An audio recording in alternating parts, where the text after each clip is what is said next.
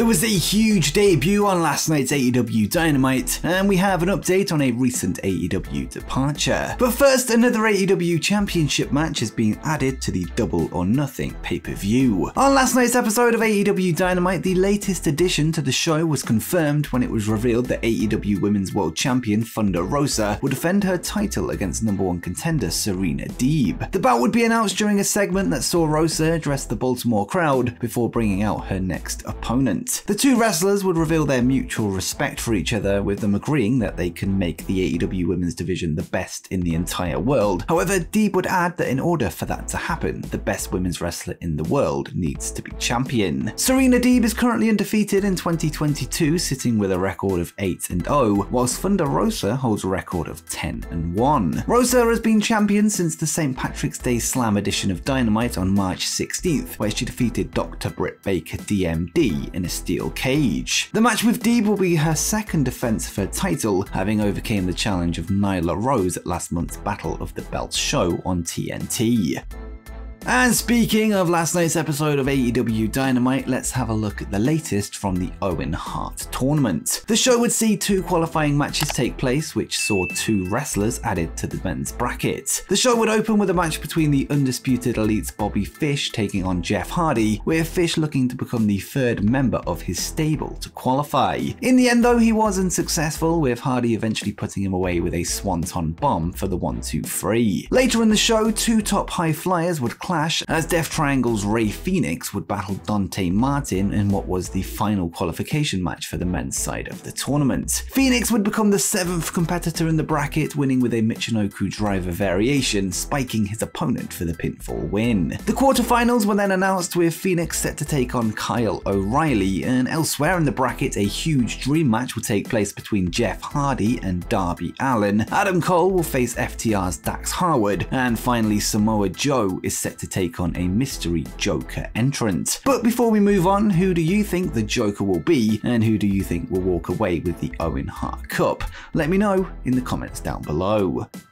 Next, we have an update on the status of a former Impact World Champion. Following her controversial Impact departure in June 2020, Tessa Blanchard would be announced as a member of the WoW Wrestling roster ahead of their television return. This would follow some serious allegations of bullying and racism from her former colleagues. Well, the controversies are seemingly not over, as it has been reported that Tessa has fallen out with WoW officials. According to Fightful Select, Tessa was scheduled to take part in a rehabilitation project to address her previous issues, which seemingly caused heat between the 2 parties. On top of this, one source would reveal a story from a class in mid-April led by Blanchard, who cut a promo on Samantha Sage, who works under the name of Americana. It was noted that during the promo, Blanchard would tear Sage apart, leading to several trainees speaking up. The source would add that classes were then cancelled until further notice, with Blanchard becoming less involved moving forward. Another source added that Tessa is no longer in charge of training. Since her departure from Impact, Tessa has only worked 2 matches, one in March 2020 and one in September 2020. Neither of those were for WoW. It looks like her future with women's wrestling is up in the air, with one WoW star speculating that she is in fact done with the company.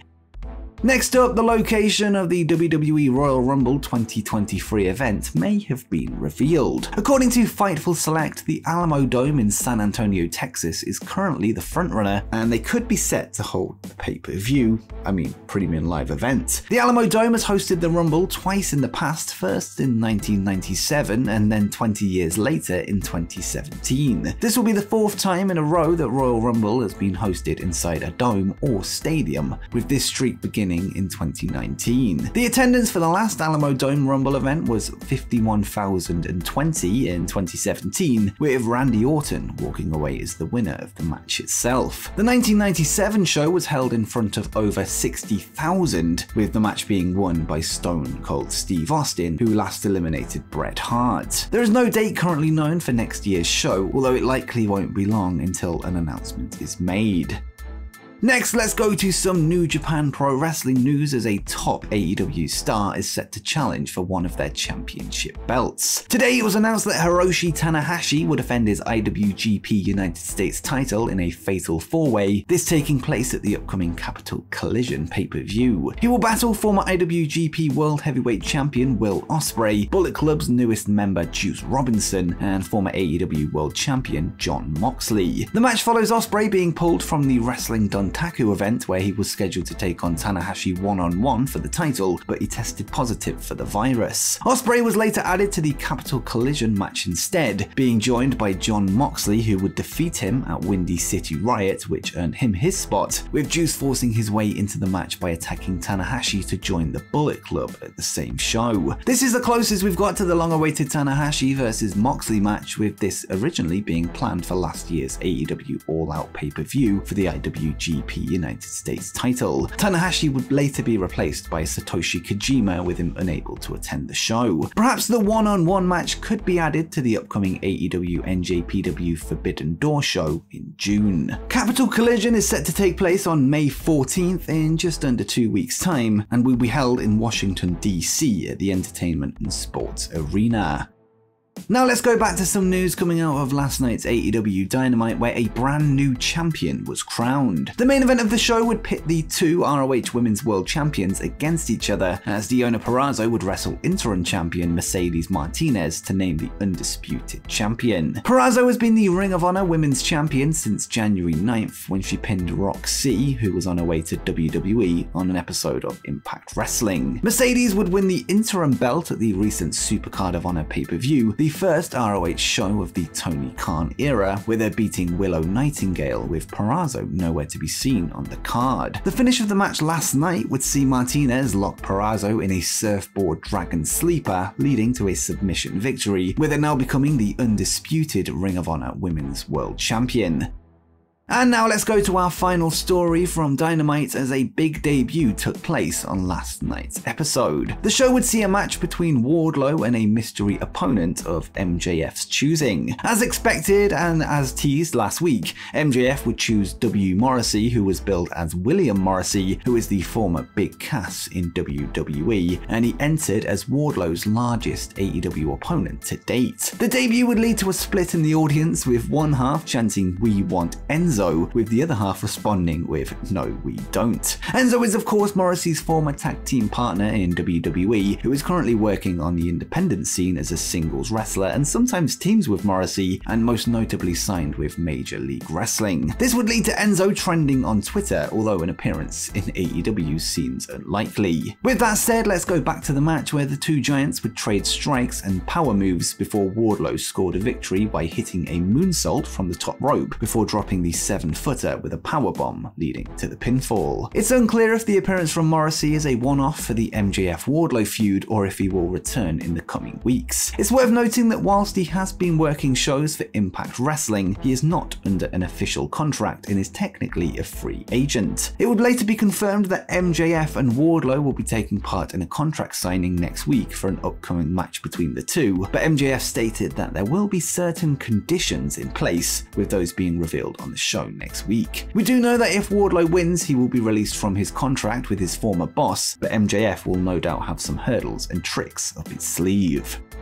And finally, we have an update concerning a recently expired All Elite Wrestling contract. In the past week, Stu Grayson, Marco Stunt, Joey Janela, and Jack Evans were removed from the All Elite Wrestling website roster page. Whilst it was known that Stunt's, Janela's, and Evans' contract was set to expire, Grayson's removal came as a surprise to fans, with this leading to speculation that he had also left the company. In an update provided by Dave Meltzer on Wrestling Observer Radio, it was revealed that Grayson is in fact left the company due to a breakdown in negotiations, and he would say, "Stu Grayson was removed from the roster page, and the story that I'm getting is that his contract expired, which is the same as Marco Stunt, Joey Janela, and Jack Evans, whose names were removed from the roster page because their contracts expired. The only word going around was that they failed to come to terms to a new agreement. I don't know if that means that they're still talking, or if it was one of the decisions made not to renew him."